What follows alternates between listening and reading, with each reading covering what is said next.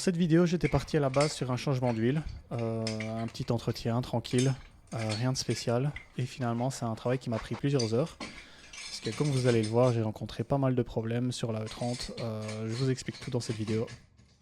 Donc la première chose que je vais commencer à faire, c'est de monter la voiture. Bien évidemment, je la sécurise avec 2 chandelles et un cric. Et après, on passe côté moteur. Premier test, j'en ai profité pour faire un petit test de niveau d'huile. L'huile qui était dans la voiture était là depuis 2 ans, même si j'ai pas beaucoup roulé avec la voiture. L'huile se dégrade quand même, donc j'ai préféré la changer. Je pensais que c'était le bon moment. Donc on passe directement sur la voiture, on met le seau comme d'habitude. Et j'ai commencé par dévisser le boulon de vidange. En faisant bien attention de ne pas le faire tomber dans le seau, parce que ça fait chier. L'huile est brune, elle n'est pas noire non plus, donc franchement, je pense que ça, de ce côté-là, tout va bien. Donc ensuite, on passe sur le filtre à huile.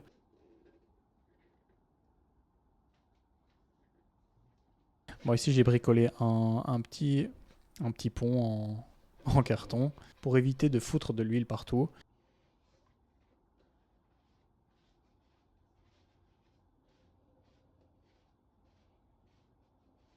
C'était très bien pensé, on voit bien que ça dégouline partout.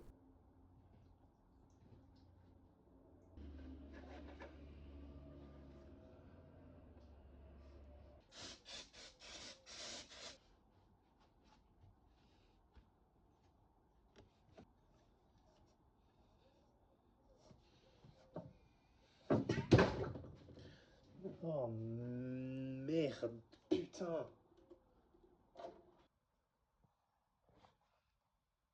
Nice.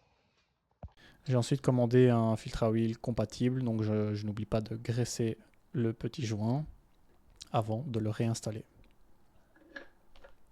On serre à la main.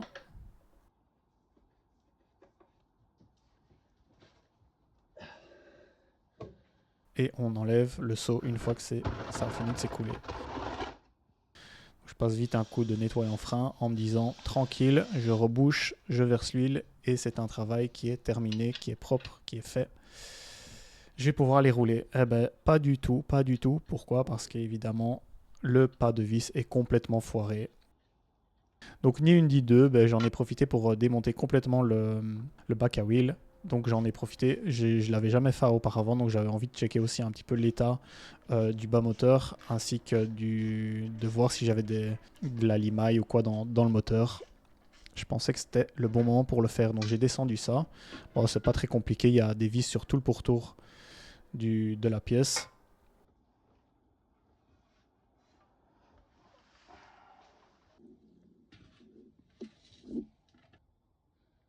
Donc je check rapidement avec les doigts pour voir si j'ai de la limaille.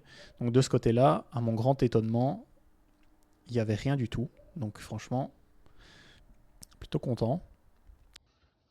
Aucun débris, rien du tout. La seule chose que j'ai trouvé, c'est un tout petit rond de, je ne sais pas, 1,5 cm de diamètre. En genre de tissu, à mon avis, c'est un vieux joint qui s'est baladé ou qui a fini dedans.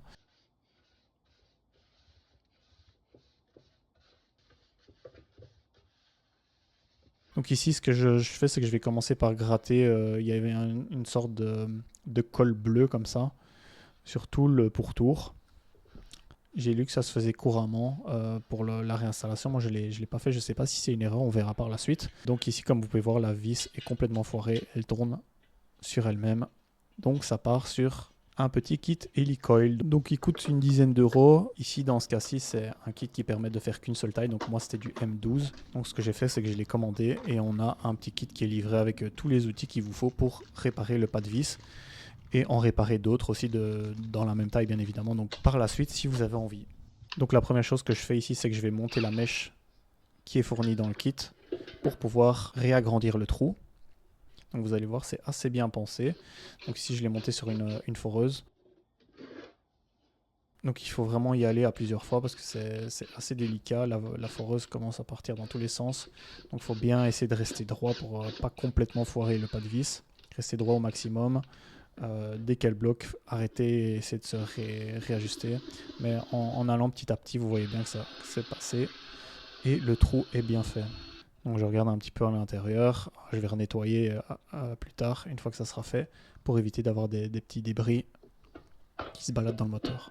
La deuxième étape du process va être de refaire le trou, donc refaire le filetage. Il y en a qui le montent sur la foreuse directement pour reforer avec la foreuse. Donc, moi j'ai préféré ne pas le faire. Je ne sais pas si c'était une bonne idée ou pas, parce que si je refoire le pas de vis, j'allais être bon pour recommander du M14 et refaire un trou plus grand et ça recommence quoi. Donc ici, je ne sais pas pourquoi dans le kit ils ne fournissent pas la pièce, mais en fait il vous faut une sorte de levier. Donc moi j'avais ça dans ma caisse à outils. Ça a fait le taf pour cette fois-ci, mais honnêtement j'ai galéré. Donc si vous avez un espèce de levier qui fonctionne comme ça, plus grand, qui fait moins mal aux mains, je vous conseille fortement de l'acheter. Moi j'avais pas la patience d'encore recommander quelque chose et de réattendre encore de me le faire livrer. J'ai envie d'installer directement la pièce. Comme vous pouvez voir, en allant doucement, ça fonctionne assez bien. Donc ici, il faut mettre de la force et bien s'assurer que ça reste droit dans l'axe. Ici, c'était pas super facile parce que non seulement j'avais un outil de merde, mais en plus de ça, le trou était un peu en biais. Je sais pas comment expliquer ça, mais il n'était pas tout droit. Donc parallèle à la planche, il allait un peu vers le haut. Donc j'allais vraiment doucement, doucement. Finalement, j'ai décidé de monter à califourchon carrément sur la pièce pour la bloquer et continuer le procédé.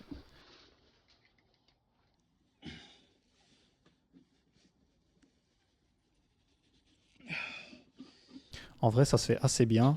Une fois que la pièce est passée au travers, j'ai quand même décidé de faire quelques tours pour être sûr d'avoir un vrai pas de vis correct. Et ensuite, on va pouvoir partir dans l'autre sens pour dévisser complètement la mèche. Et ça se présente comme ça. Donc vous voyez que le pas de vis est complètement clean. Franchement, c'est vraiment pas mal. J'étais vraiment impressionné. On voit aussi des traces de soudure, donc ça me fait penser que un des anciens propriétaires avait dû avoir des problèmes auparavant et avait ressoudé un morceau. Donc la troisième étape, on va venir réinsérer la pièce. Donc ça va vraiment être cette pièce-là qui fait le filetage. Bon, la pièce bleue, elle est fournie dans le kit, donc ça tranquille. Et la petite hélice aussi. Donc on va venir la présenter et la visser délicatement, sans forcer, pour pas sauter les niveaux. Vous voyez ici, je galère un peu. J'ai essayé de la visser plusieurs fois, elle se vissait de travers. Donc j'ai dû m'y reprendre à plusieurs fois, mais en vrai ça se fait aussi assez bien si vous y allez patiemment. Comme vous pouvez le voir ici, on voit bien qu'il y a le début qui est pas aligné correctement, il y a un étage qui est sauté. Donc ça, je l'ai recommencé plusieurs fois et finalement ça a été. Une fois que c'est fait, je vais commencer à préparer et à nettoyer la pièce correctement pour éviter d'avoir des petits débris qui se baladent dans le moteur.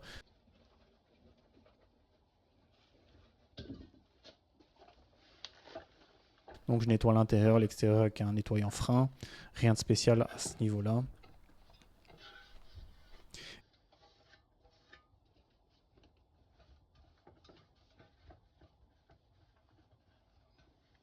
Et j'en ai profité évidemment pour recommander un joint. Donc c'est un joint un petit peu différent de ce que j'ai vu auparavant. C'est un joint en une sorte de liège, donc c'est pas du carton, c'est pas du plastique, c'est une sorte de liège comme les bouchons de liège. Donc c'est assez fragile. J'ai lu qu'il était recommandé de ne pas le serrer fort, donc vraiment il faut le serrer de façon homogène, un peu comme des roues, donc en diagonale. Donc vous faites le bas, le dessus, le bas, le dessus, le droite, gauche, bas, haut, etc. Et ne surtout pas le serrer fort, sinon il va s'écraser et il va créer plein de fuites. Donc j'en profite pour nettoyer aussi les boulons.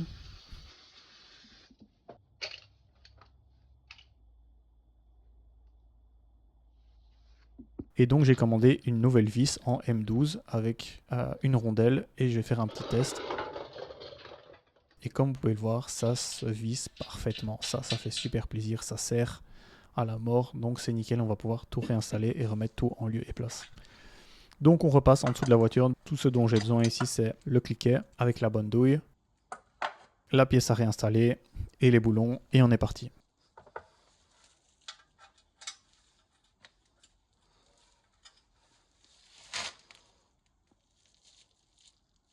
Donc ici, ça a l'air simple à première vue, mais c'était pas si facile que ça parce qu'il ne faut pas oublier qu'il y a le petit joint qui se balade au-dessus de la pièce et il faut bien faire attention à bien l'aligner avec le reste pour éviter de le croquer, qu'il se prenne dans les boulons quand vous allez les revisser. Donc il faut vraiment tout bien aligner. C'est un petit peu compliqué, comme vous voyez, la position n'est pas très agréable.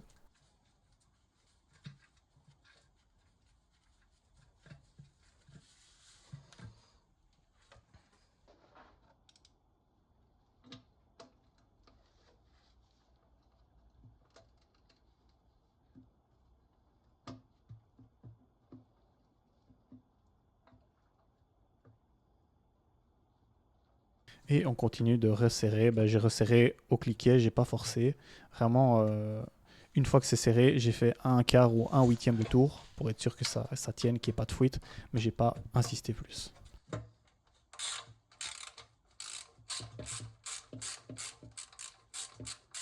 Et comme vous pouvez voir, il est important de garder le joint bien en face des trous pour éviter les fuites futures. Donc voilà, je visse un peu à gauche, à droite, etc. en allant doucement. Bah, j'ai fait un tour sans forcer et puis j'ai revissé un peu plus fort de chaque côté en faisant une autre passe. Donc voilà. Pour l'huile, bah, j'ai choisi ça. J'ai choisi de la GTX W10, W40. Moi actuellement je suis en Pologne, donc les conditions climatiques sont un petit peu différentes. J'ai choisi celle-là. À vous de voir ce qui convient le mieux à votre localisation et vos préférences de conduite. Donc c'est parti, on enlève le bouchon et on va venir verser l'huile tranquillement en évitant de faire des bulles.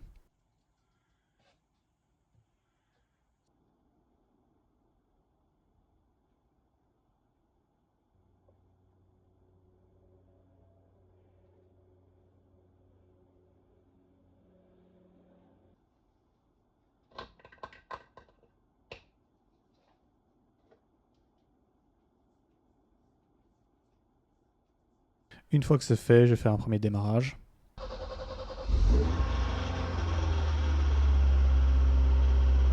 Après avoir roulé un peu avec la voiture, je check aussi les niveaux. Donc de ce côté-là, rien à signaler, on est bien au niveau. Donc moi j'ai versé 4 litres d'huile et j'ai acheté un bidon d'un litre supplémentaire. Normalement c'est 4,2 si vous changez le filtre à huile. Une semaine plus tard, je passe sous la voiture pour rechecker si j'ai des fuites. Bon, comme vous voyez, ça a l'air vachement sec. J'avais passé un coup entre temps, mais j'ai aucune fuite à signaler, donc ça, c'est vraiment un gros plus. Donc voilà, c'est tout pour cette vidéo. Bah, comme vous pouvez le voir, c'était quand même un gros chantier pour un simple changement d'huile. Mais bon, c'est ce qui arrive sur ce genre de voiture. Et c'est ça qu'on aime. Donc voilà, j'espère que ça vous a plu. Et on se retrouve dans la prochaine vidéo. Ciao!